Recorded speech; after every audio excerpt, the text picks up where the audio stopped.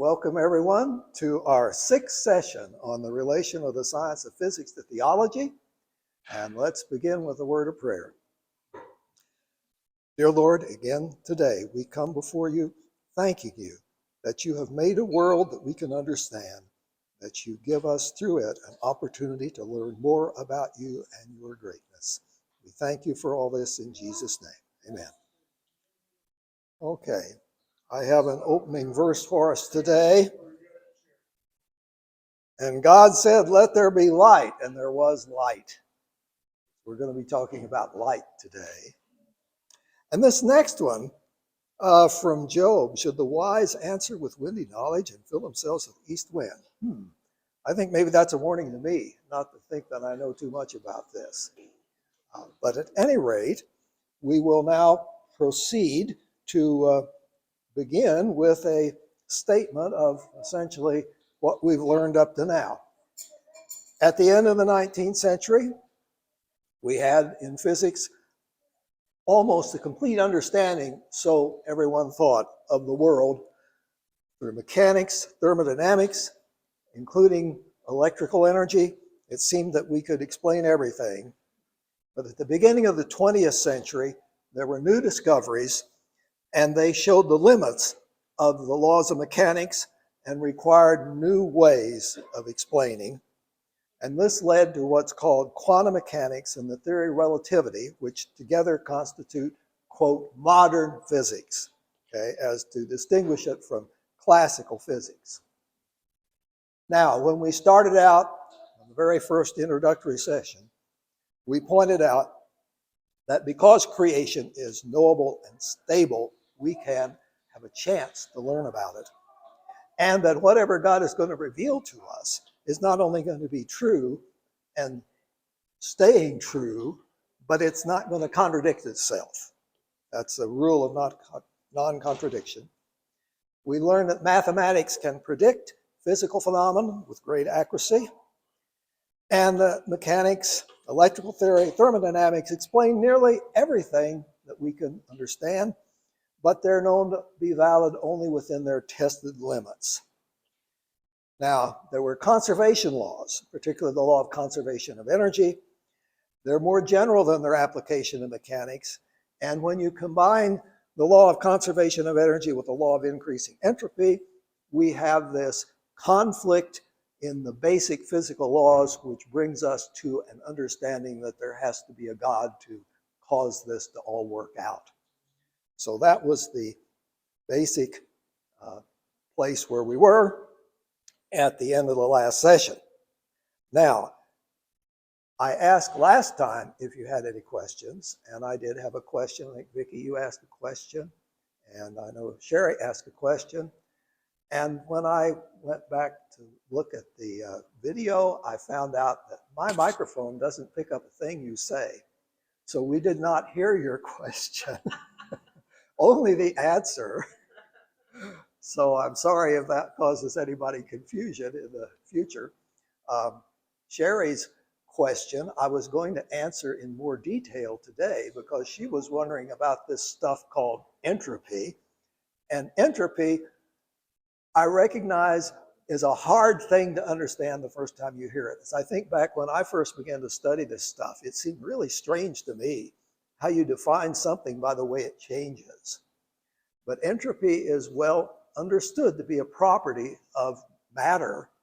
And when you have matter that is of a simple nature, in particularly what we would call a pure substance, for example, hydrogen or oxygen by themselves, a pure substance, that pure substance has properties which we can measure and use, observe, and those properties are interrelated. And one of the properties of a pure substance is its entropy. Well, it turns out that for a gas, the relationship of these properties is called the equation of state. And there's a real simple one that corresponds to what's called an ideal gas. And I'm not going to get into detail on this right here because that's not really our subject for today. But there's a formula that says the pressure is equal to a constant, eraser, please. I could write it pressure equals something, but what I want to write instead is pressure times volume equals some constant times temperature. And I'm writing that constant as an R because that's traditional. And that's the ideal gas law. Well, it doesn't hold for all gases, obviously. It's an ideal, but there's some similar kind of an equation for any gas. But we do recognize that that kind of relationship says something like, well, if I keep the temperature the same and I double the volume, then the pressure would go down to a half of what it was to keep that true. If I were to divide out this equation by the amount of substance in there, by the mass of it on both sides, it turns out that what you get over here then becomes a universal constant. And this number called the specific volume, that is volume per unit mass, which is just the inverse of the density, which is mass per unit volume, that is equal to a universal gas constant,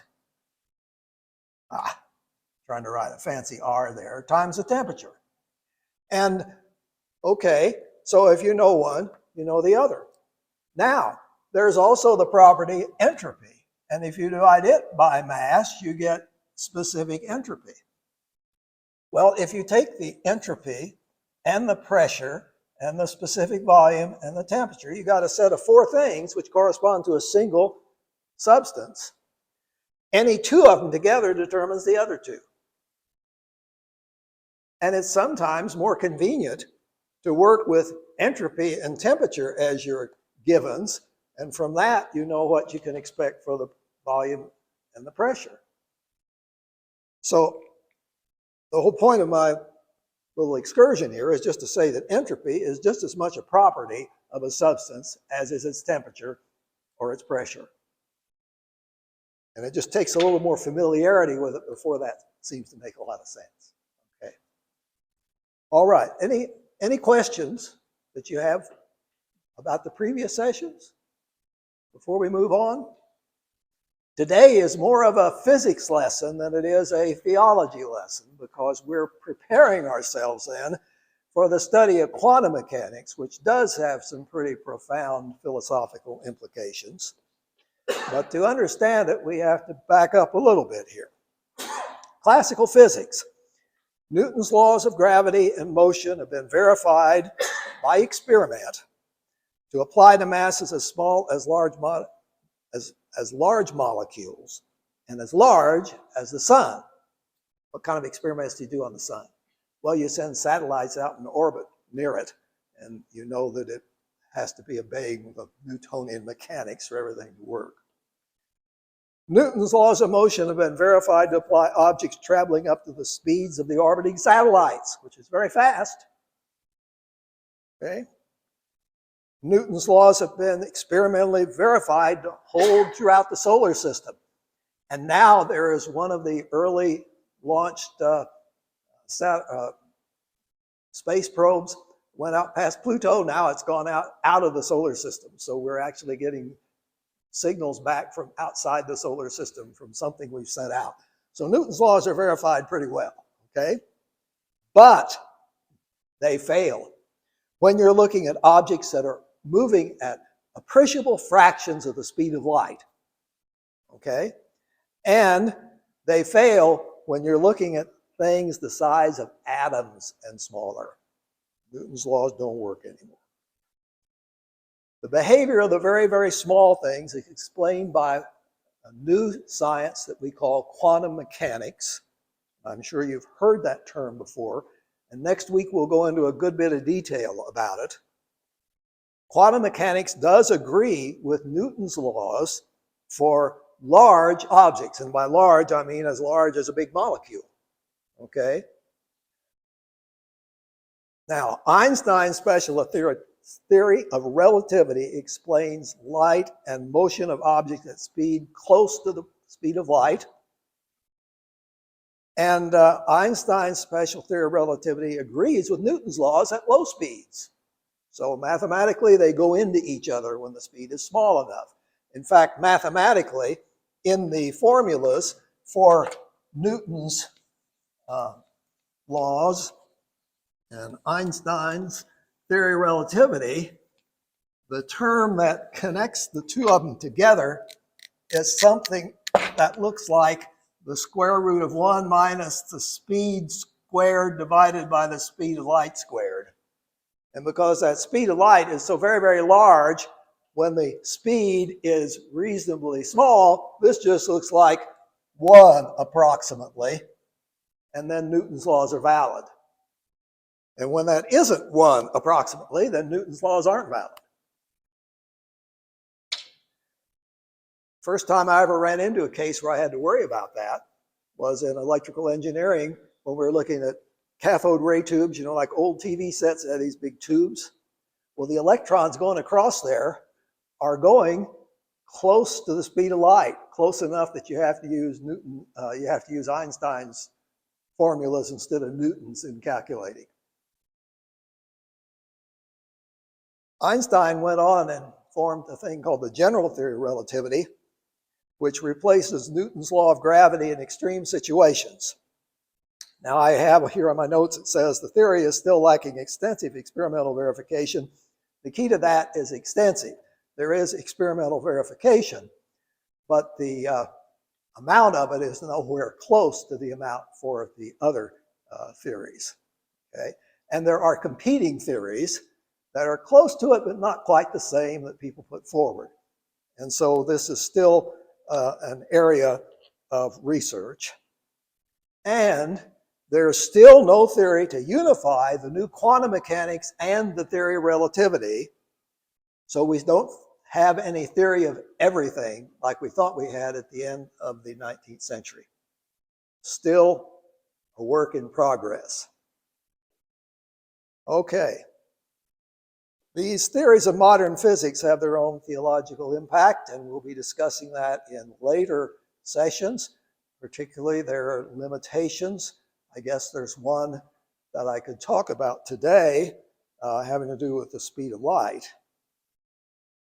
Now, the discoveries of modern physics are closely related to the concepts of light, fields, and waves.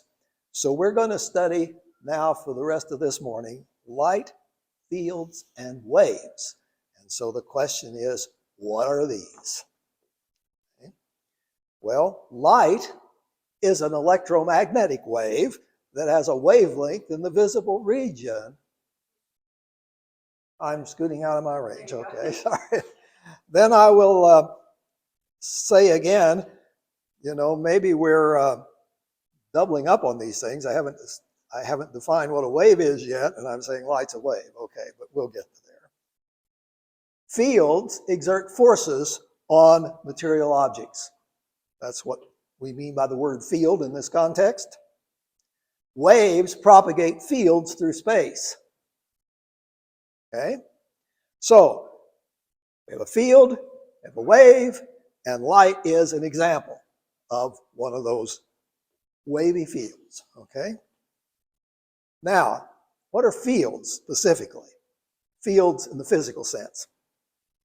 For example, take the force of gravity, interaction between two objects, an attraction between this object and the earth, force of gravity.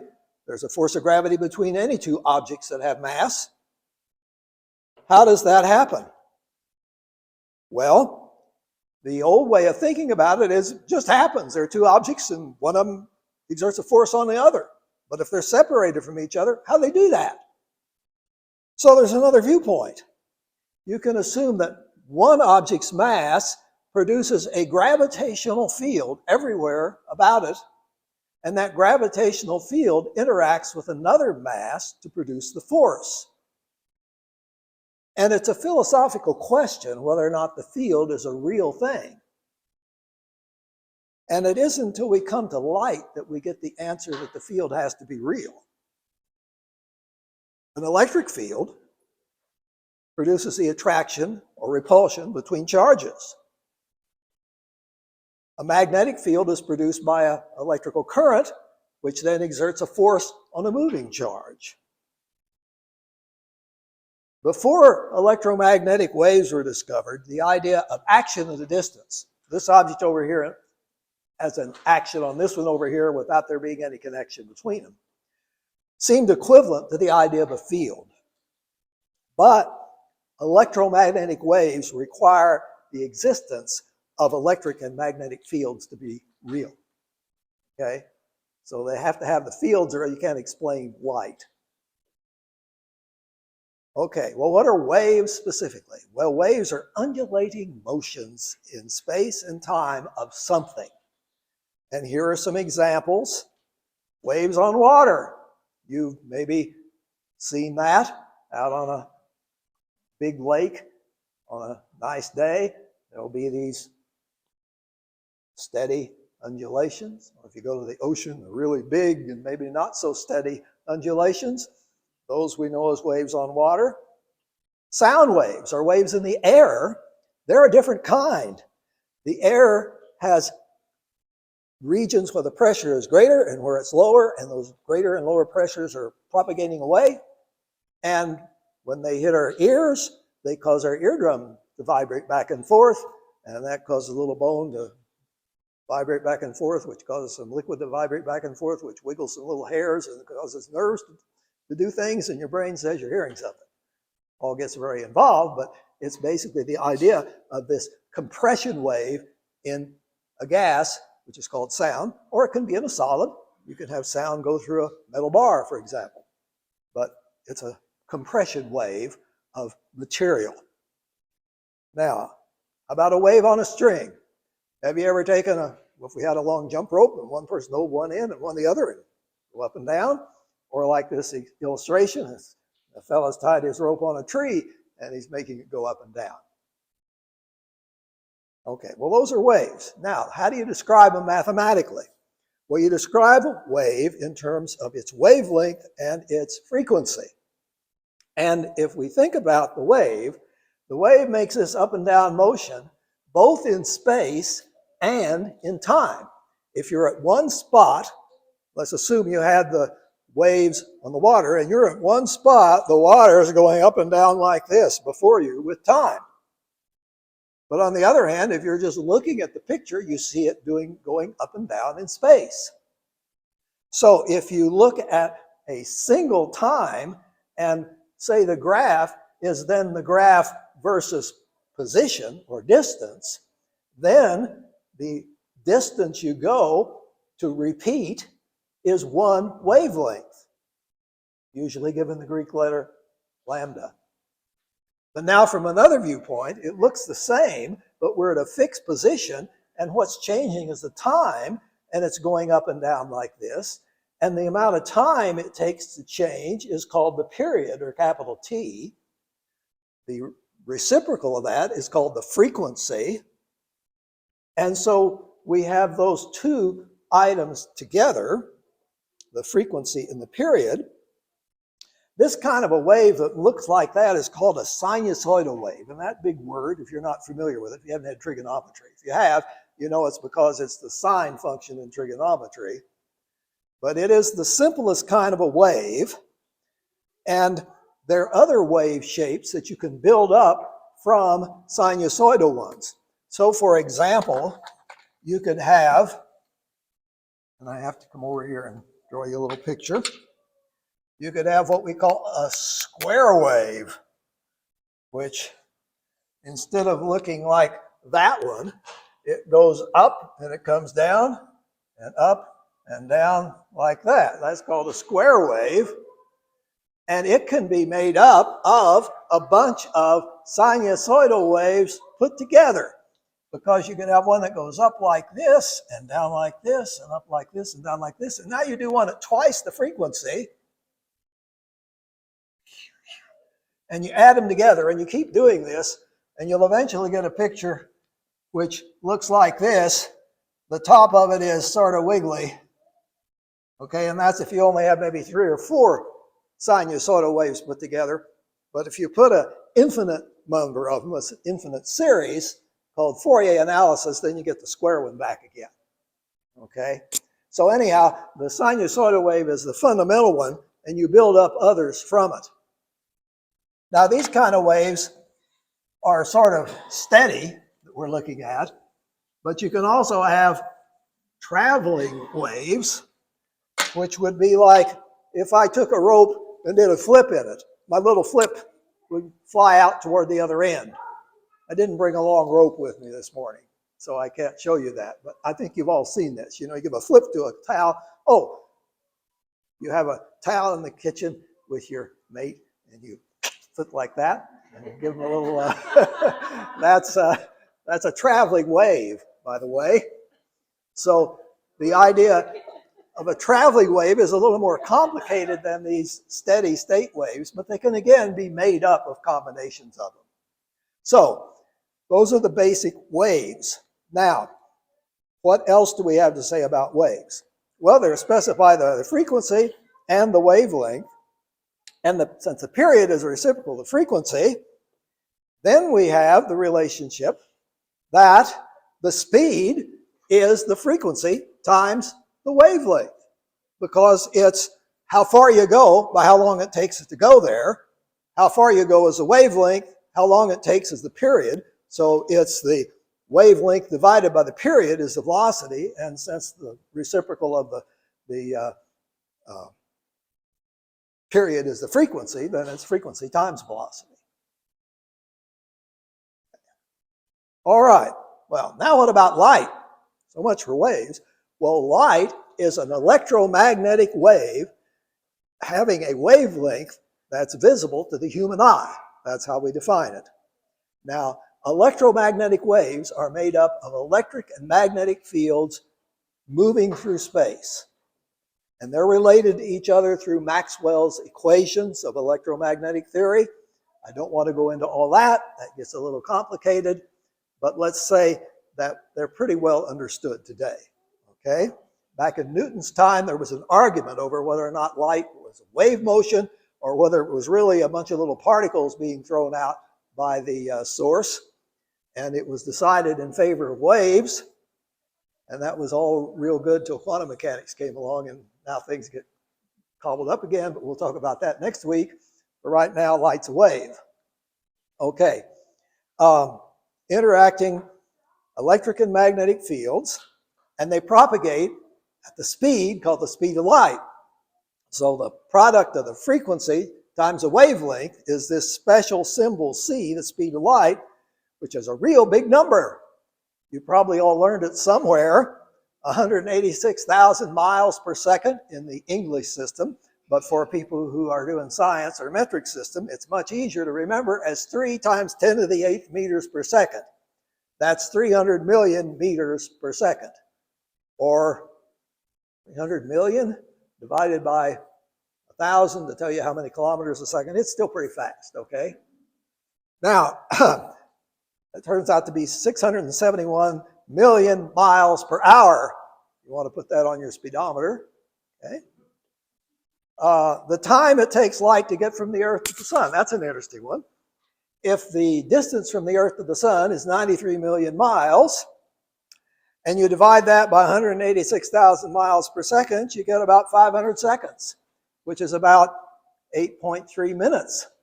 So what's happening on the sun takes that long to get here. So if you see a sunspot and it's moving or changing or something, what you're seeing happened 8 minutes ago. That's not very long. So if some big blow up happens on the sun, the light from that big blow up will be here soon. But the actual particles that might get ejected from the sun move much slower than the speed of light, so it takes a long time for them to get here, hours. So you have a little bit of warning. The astronomers can watch the sun, and if they see a big eruption in the direction of the Earth, then they give everybody a warning that you should protect your electronic equipment before the particles get here and cause electromagnetic storm. Okay? Well, the light we can see, we call visible light. But how we see is a combination of psychological and physiological factors. I don't know if you've ever considered all this, but how do you see color?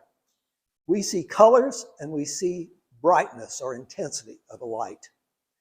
And we see it through the retina in our eye, having cones. It also has rods, but for color vision, the cones are the ones that do it, and there are three kinds that have sensitivities to different wavelengths. And because of that, the brain interprets the signals from those to give us all the colors we see. But because there are only three cones to do it, you can combine three colors properly chosen and reproduce everything else.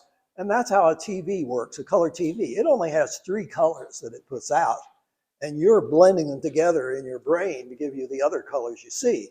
I don't really have any color pictures here other than that one of the water, but if we were to go back to it, you would see that there were some different colors, but they're all being produced in your brain by red, green, and blue light coming out of that TV screen. Okay, white light is a mixture of all wavelengths in the visible range. That is, natural white light is that given off by a hot object, like the incandescent light bulbs, candle, or the sun itself. The tint or the color of your light may be a little more yellow, a little more blue, depending on the temperature, but there's a continuous range of wavelengths coming out of that hot object. LED lights and fluorescent lights don't do that.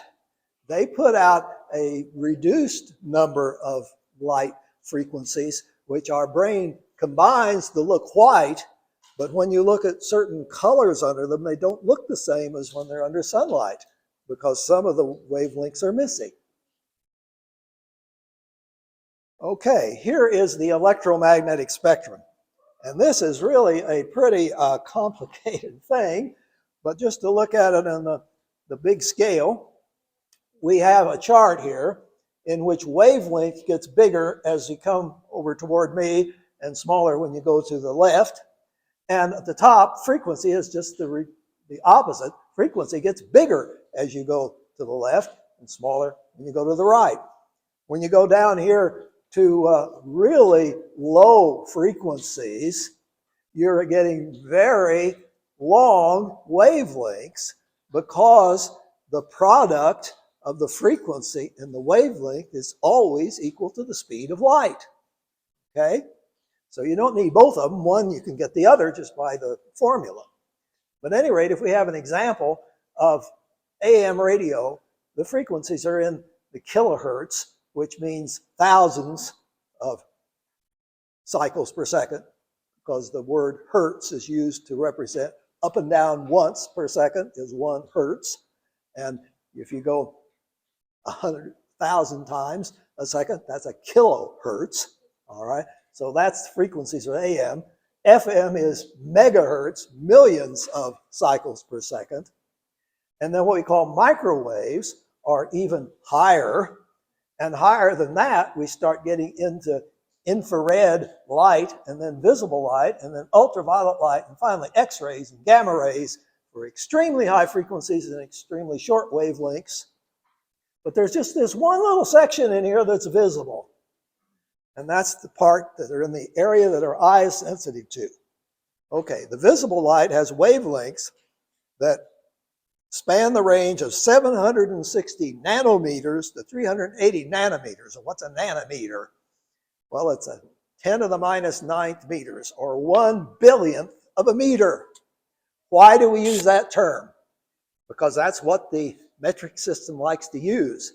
In the earlier days, they used a term called the angstrom, which was written like a Swedish A with a little circle over the top of it. And the angstrom was 10 to the minus 10 meters. So in angstroms, it's 7,600 to 3,800, which you might remember for some of you who are older like me, that's what you probably learned for visible light. But now they use the term nanometers instead. And that's kind of an aside, but the metric system as it's been standardized today, they want all their multipliers to be times factors of 1,000. So you would have 1 or 1,000 or a million or billion, and going the other way, 1 or 1,000th and 1 millionth and 1 billionth. And then they give names to those. And the names they give to getting smaller are like milli for milli for 1,000th, and micro for 1,000,000th, nano for 1,000,000,000th. And then there's still more names as you go on down. Okay, when you go the other way, you get kilo, mega, and giga, or giga, however you want to say that one, it's Giga, and then tera, which is 10 to the 12th. So there's a joke on this one, what is 10 to the 12th bulls equal to? 1 terabull. Oh, never mind. That's a bad joke for mathematicians. Okay. Wavelengths that are longer than the 760 are called infrared because they're longer than red wavelengths.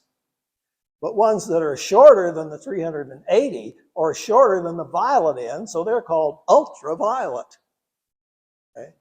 And in between then we have the colors of the rainbow: violet, blue, green, yellow, orange, and red. Are those all the colors there are? How about chartreuse? Or brown? Well, other colors exist, but they're mixtures of more than one wavelength at once.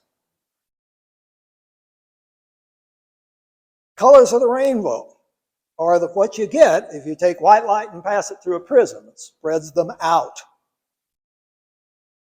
And the colors not in the rainbow are due to mixtures of other colors. Okay, now, this went by pretty fast, and it's all I wanted to say today because now we got to go into quantum mechanics. And quantum mechanics gives us a lot to talk about, and I will give you a little preview on it.